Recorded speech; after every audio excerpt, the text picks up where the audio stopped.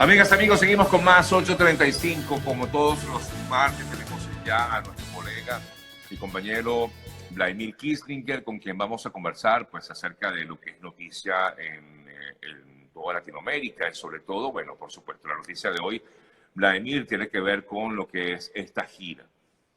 Tú que siempre has sido pues, muy crítico, quiero escuchar tu punto de vista al respecto. Cuéntame qué piensas de esta gira, cómo la ves. Claro. Y sobre todo, a ver, ¿cómo crees tú que pueda concluir todo esto? Excelente. Bueno, Sergio, encantado como siempre estar contigo, con todos ustedes. La veo muy bien.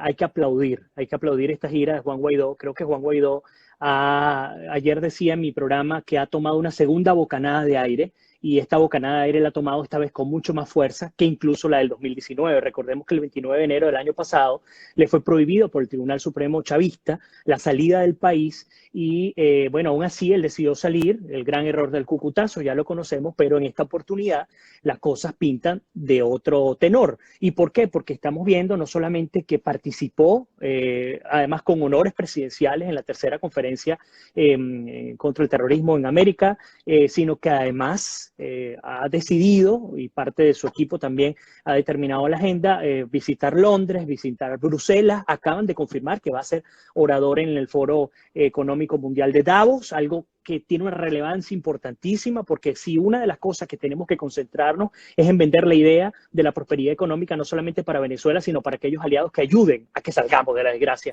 en Venezuela. Así que lo que está haciendo Guaidó no es menor, es algo que tiene que tener el peso y la importancia determinante, y también hay que tomar en cuenta que aunque no han confirmado aún que va a visitar a los Estados Unidos, es prácticamente un hecho que va a reunirse con el presidente Donald Trump. Ya se reunió previamente con el secretario de Estado de los Estados Unidos, Mike Pompeo, pero insisto, mi lectura de entrada, y que tú lo has dicho, qué bueno que lo has aclarado al principio, yo he sido muy crítico con Guaidó, pero así como tú y yo hemos hablado de este tema, cuando nos toca, y siempre lo he dicho, cuando nos toca reconocer el trabajo que vienen haciendo, pues lo hacemos. Y creo que hay que reconocer lo que se está haciendo en este momento. Una reunión con Trump, ¿qué implicaría esto, Vladimir? Yo creo, ayer comentaba que hay varios escenarios. Aún sin reunirse con Trump, habría que ver cuál es la lectura de cara a lo que pueda haber internamente. Hay que saber leer las cosas. No todo tiene que ser público, ¿cierto? Entonces, bajo ese principio, tampoco es que el hecho de que no vaya a los Estados Unidos va a significar que es un funcionario del régimen, etcétera. No, hay que tener mucho cuidado en este momento con lo que nosotros decimos, puertas afuera. Y digo todo, no solo los periodistas. Entonces, ahora, si se reúne con Trump, si lo hace público, obviamente esto va a marcar un antes y un después en la historia política y de la lucha por la libertad en Venezuela. Hasta el momento no ha existido un precedente en el cual un presidente encargado de Venezuela, como Juan Guaidó, se reúna mientras hay un grupo de criminales que conservan el poder fáctico en el país. Entonces, bajo ese principio, hay un precedente político. Bajo ese principio, uno comienza a preguntarse cuáles son las consecuencias para Guaidó. ¿Podrá entrar a Venezuela? ¿No entrará? Si entra y no es detenido, ¿qué es lo que hubo internamente para no detenerlo? Si es detenido, ¿cuáles son las consecuencias que van a ocurrir? Y puertas afuera de cara a Estados Unidos, una de las cosas importantes es que Venezuela nuevamente ha reposicionado su nombre en la agenda global, porque Venezuela venía cayendo porque el propio Estados Unidos lo dijo, se estancó el problema venezolano. Pero ese problema venezolano, aunque se ha venido estancando, incluso yo diría, ha venido bajando, ha seguido empeorando, pues ahora vemos que nuevamente agarra un segundo respiro y creo que hay elementos importantes. Uno de ellos, y ya termino porque yo me disparo como siempre contigo, Tranquilo. Uno de ellos tiene que ver con los ejercicios militares que va a haber entre el 23 y el 29 de enero entre Estados Unidos y Colombia. Quiero destacar algo, estos ejercicios son más políticos que operativos, no son más de 80 paracaidistas que van a llevar, es parte del Comando Sur, esto tampoco es que hay que Lo que pasa es que desmeritarlo. perdón que te interrumpa, ayer como surgió la información en medio de todo lo que está pasando en Colombia, ya inmediatamente la gente comenzó a asegurar de que estos ejercicios militares eran para la invasión a Venezuela. No, de ninguna manera, y es más una disuasión política. Yo ayer comentaba, Sergio, a ver qué opinas tú sobre este tema. Yo comentaba que si el presidente Guaidó es el presidente encargado de Venezuela y es reconocido por Colombia y por Estados Unidos, ¿por qué, por ejemplo, en algún momento no jugarse la cartilla, autorizar a Estados Unidos para que no invada, yo no estoy hablando de invasión, para que ataque objetivos terroristas como ocurrió con el general Soleimani iraní en Irak casi en el aeropuerto de Bagdad.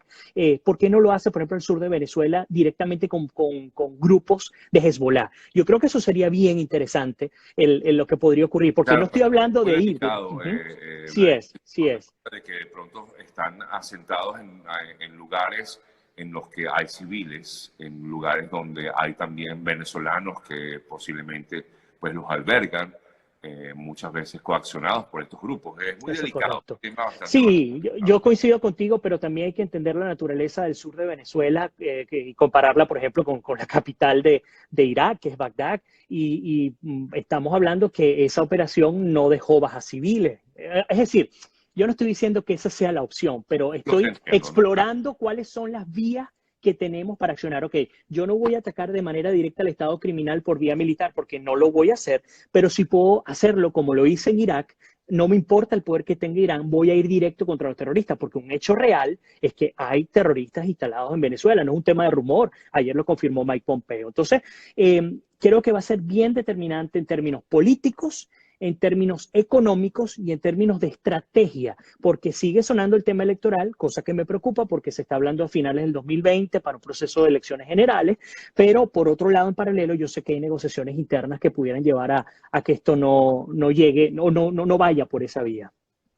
Ahora, fíjate tú, una de las cosas que realmente a mí me preocupa es el hecho de que Guaidó, y lo he comentado ya en varias ocasiones, incluso he tomado esto como para poder hacerle preguntas a mis invitados. Guaidó, antes de salir de Venezuela, comentaba de que él que en su regreso iba a ofrecer buenas noticias para el país. Yo no sé si esto pudiera quedarse como en una promesa que no tenga asidero, o es que realmente va a ocurrir algo. A ver, lo que me preocupa es que la gente pueda nuevamente, Las expectativas sí, pueda tener las expectativas muy altas y al final no se cumplen, porque al y la final frustración. ¿qué queremos todos, Vladimir? Que se acabe Salir esto. de este estado criminal. Así es. Qué buen Entonces, punto el que claro, acabas de destacar. no quiero, o sea, lo digo por el bien del propio Guaidó, ojo, y por todo su equipo, porque eso puede nuevamente debilitar su credibilidad. Qué buen punto, porque además acabas de dar en el clavo. Aquí no se trata de salvar el capital político de Guaidó. Aquí lo que hay que entender es que la caída política o el capital político del liderazgo disidente en Venezuela, si se viene a menos, el país y el pueblo se viene a menos también. O sea, la consecuencia directa recae en los hombros de los venezolanos. Entonces entiendo que ese es tu argumento y cómo hacerlo. Y es muy delicado porque ante una situación tan delicada como la que vimos en Venezuela, las buenas noticias no se anuncian, se hacen. Entonces, muy probablemente eso es lo que va a ocurrir. Y hay que tener mucho cuidado en términos de comunicación política, no cometer esos errores, porque hay expectativas. Uno de los elementos que yo haría, como si fuera asesor del presidente Guaidó, sería justamente decirle eso, venderle a la gente, decir, hey, las medidas no se anuncian, se hacen. Y ustedes las van a ir viendo a partir de los resultados. No anuncien, no generes expectativas, simplemente digan, Claro, estén una pendientes que cosa ahí va a buena venir. que he visto durante todo este viaje es que ha sido muy hermético, a Sí. excepción de ese comentario, ha sido muy hermético. De hecho, uno que tiene cierto acceso a algunas de las fuentes no han sido pues, muy claros a la hora hasta que llega al lugar. O Sí, sea, por ejemplo, hoy va a Londres, no va a Londres, si está, no va. Efectivamente, una vez que llega, mira, ya llegó a Londres, por ejemplo. ha funcionado. O ayer mismo, cuando Ujú. estaba en Bogotá. Todo ha sido así. E incluso he visto pues al propio Guaidó, cuando se le pregunta sobre ciertas acciones, él dice, me abstengo por los momentos porque ustedes saben cómo lo que se vive en Venezuela, la dictadura que hay en Venezuela. Exacto, y totalmente de acuerdo contigo. Yo creo que uno de los roles que tenemos que cumplir como ciudadanos, y quiero aprovechar, no sé si estoy saltando un tema a otro, pero el tema central es Venezuela. Estuve viendo el video de Nacho que publicó a propósito todo este tema del escándalo de los pasaportes, etcétera, y él decía algo que yo quiero rescatar, y es que el problema de los venezolanos no es solamente de los políticos, el problema de los venezolanos es nuestro, ¿saben? Así es. Y nosotros tenemos una gran culpa y responsabilidad y rescato, insisto, lo que dijo Nacho. Nos encanta poner caudillos, salvadores, para después crucificarlos también, parafraseando. Y es cierto, siempre la culpa es de los terceros y no es nuestra. Entonces, en este momento, ¿qué nos toca a nosotros? Cerrar filas con la disidencia en Venezuela, liderada por el presidente encargado de Venezuela, Juan Guaidó, y cuando nos toque criticar, lo haremos con seriedad, como lo hemos hecho con compromiso por el país, porque al fin y al cabo no se trata de salvar a una persona, se trata de salvar a un país. Entonces, ¿cuál es el rol nuestro como ciudadanos en este momento? Alinearnos, porque si no trabajamos unidos, no hay opción. Porque el chavismo se ha mantenido controlando el poder durante tantos años, porque los tipos trabajan unidos. La Claro. gente sabe que tiene que llevar una línea allí. Entonces hay que entender esa cosa. Y algo Son importante, estratégicos, eso no se puede negar. estratégico, así es. Y algo importante para ustedes que están viéndonos en este momento. Y les voy a pedir que lo escuchen con mucho detenimiento. El Estado criminal, cuando existen este tipo de golpes tan fuertes en contra del Estado criminal, créanme, lo que está haciendo Guaidó afuera es un golpe muy fuerte y serio al Estado criminal. ¿Qué fue lo primero que hizo el Estado criminal el día de ayer? Bueno, Nicolás Maduro apareció hablando de la incorporación, ni siquiera voy a hablar de esa noticia, señores, ni la comenten. Lo que están procurando es que no tenga el impacto y que la gente en Venezuela que no tiene acceso a los medios no se entere lo que está pasando afuera, porque en la medida que la gente no sepa lo que está haciendo Guaidó afuera, pues esa medida va a seguir el status quo, porque la gente no va a creer en Guaidó. Entonces, ni siquiera se sienten a discutir, tomándose un café, en si el embajador tal o cual está en tal o cual lugar. Olvídenlo, ya sabemos que está controlado el país por los cubanos, no es una sorpresa para nadie. Entonces, bajo ese principio, a usted que está en Venezuela y que de pronto no tiene oportunidad de llegar a los medios tradicionales, la información que está ocurriendo, el presidente encargado de Venezuela, Juan Guaidó, está llevando a cabo una gira internacional que sin duda alguna tiene que marcar un antes y un después. Insisto, en tema político, en tema económico y en tema estratégico. Así que hay que darle ese segundo voto de confianza que él pidió. Hay que entender que tiene una segunda bocanada de aire y esa bocanada de aire no la tiene que tomar solamente él. Ustedes y nosotros también tenemos que tomar esa segunda bocanada de aire.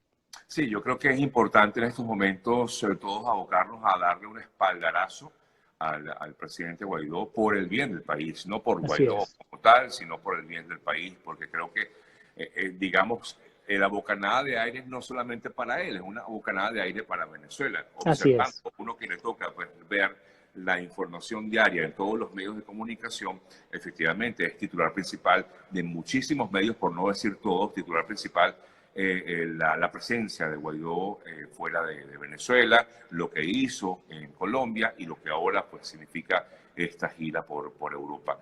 Es importante porque como bien como tú comentabas hace rato, Vladimir, pues sí, el tema de Venezuela había sido opacado por otros y es lógico. Claro. O sea, ya la situación estaba como quien dice allí, enquistada, no pasaba nada y ahora pues el tema de la supuesta división de la unidad con este doble junta directiva en el Parlamento.